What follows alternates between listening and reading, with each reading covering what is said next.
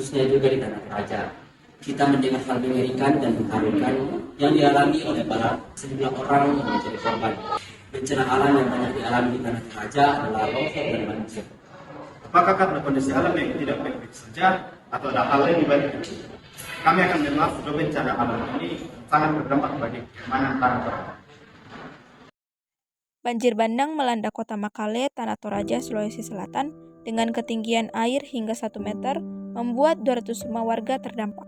Minggu 25 Februari 2024 sekitar pukul 8 malam waktu Indonesia bagian tengah, intensitas curah hujan tinggi membuat air bah Sungai Perok Tedong memasuki pemukiman warga. Destina, salah satu warga, memberi kesaksian. Dia mengutarakan air sungai yang meluap ke pemukiman warga itu merendam sekitar 200 rumah warga. Ketinggian air, kata dia, hingga 1 meter.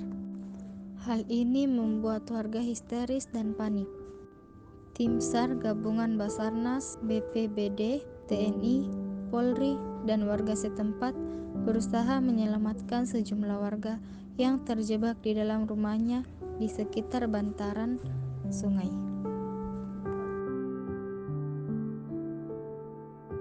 Dalam kejadian tersebut, semua mobil terbawa arus dan belum diketahui keberadaannya. Saksi mata Ramsi mengatakan, jika saat terbawa arus, lampu mobil dalam keadaan menyala. Namun belum diketahui apakah ada penumpang di dalamnya saat mobil mulai terbawa arus. Banjir yang terjadi menyebabkan 4 orang harus dievakuasi. Proses evakuasi korban tersebut berlangsung dramatis di mana kondisi air sungai yang deras membuat tim SAR harus menggunakan tali dan perahu untuk menolong warga yang terjebak banjir. Hingga saat ini, pantauan banjir di Makale berangsur surut. Warga mulai membersihkan rumahnya dari sampah dan lumpur. Selanjutnya ada kabar bencana longsor datang juga dari Toraja, tepatnya di Balangka, Kelurahan Manggau, Kecamatan Makale, Tanah Toraja. Pada Sabtu tanggal 13 bulan April tahun 2024, sekitar setengah 12 malam, longsor ini menimbun 4 rumah dan 16 orang warga.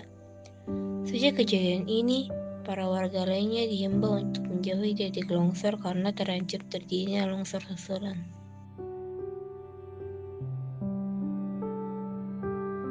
Ini longsornya kapan terjadi, Pak? Tadi malam. Itu sekitar jam 10 katanya. Ini ada berapa rumah di sini? Kalau yang di atas ini ada sekitar 4 rumah. 5. Ini sudah termasuk juga. Dan masih ada di bawah situ. Berarti 4 rumah itu yang terseret longsor itu? Iya. Ada korban nggak, Pak? Oh, ada berapa korban yang saya dengar tadi itu? Ada 16 yang sampai sekarang belum didapat. Waktu terjadi longsor, Pak, hujan deras atau gimana, Pak? Hujan, mulai dari sore hingga pagi. Hujan terus, baru agak deras dia. Sementara itu, tim SAR berusaha untuk mengevakuasi para korban secepatnya. Sebelum longsor, para korban berkumpul di rumah salah satu korban bernama Rappe. Yuki, salah satu saksi longsor, menceritakan bahwa malam itu memang satu keluarga besar Rappe sedang berkumpul di rumah itu karena ada acara.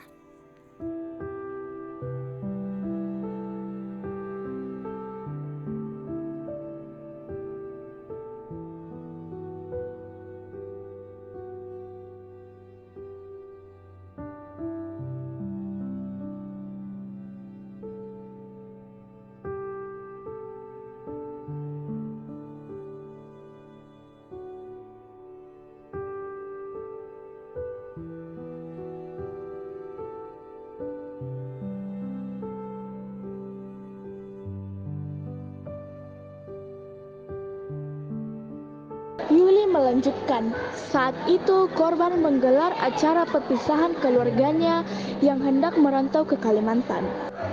Saat acara masih berlangsung, terdengar bunyi gemuruh tanah.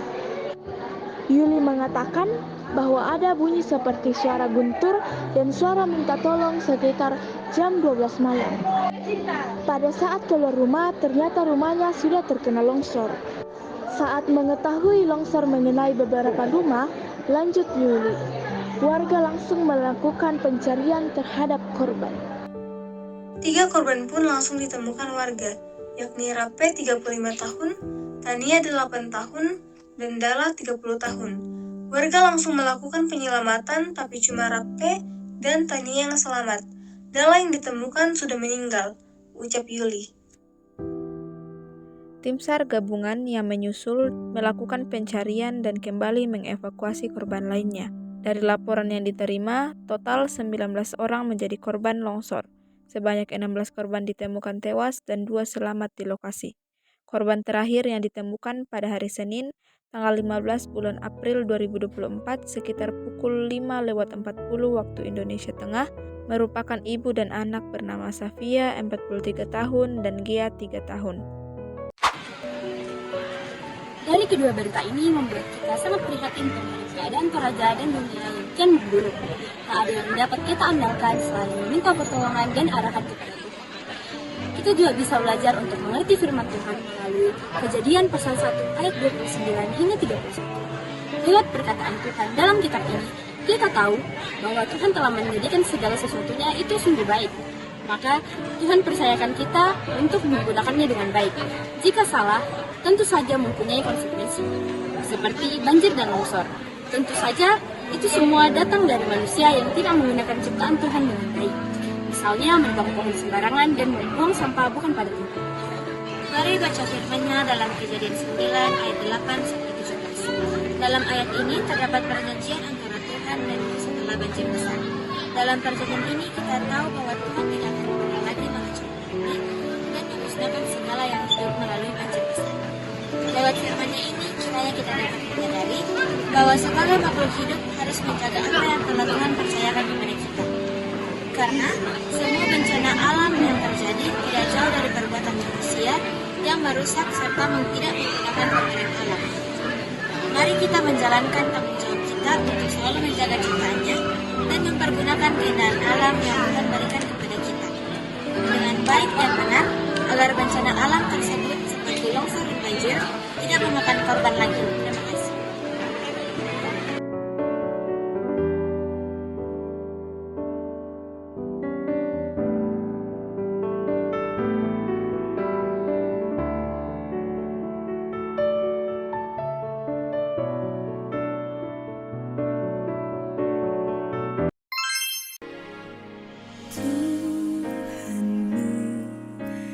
Akan memberi ular beracun pada yang minta roti. Satu hal tanamkan di hati, indah semua yang Tuhan beri. Tangan Tuhan sedang merendam suatu karya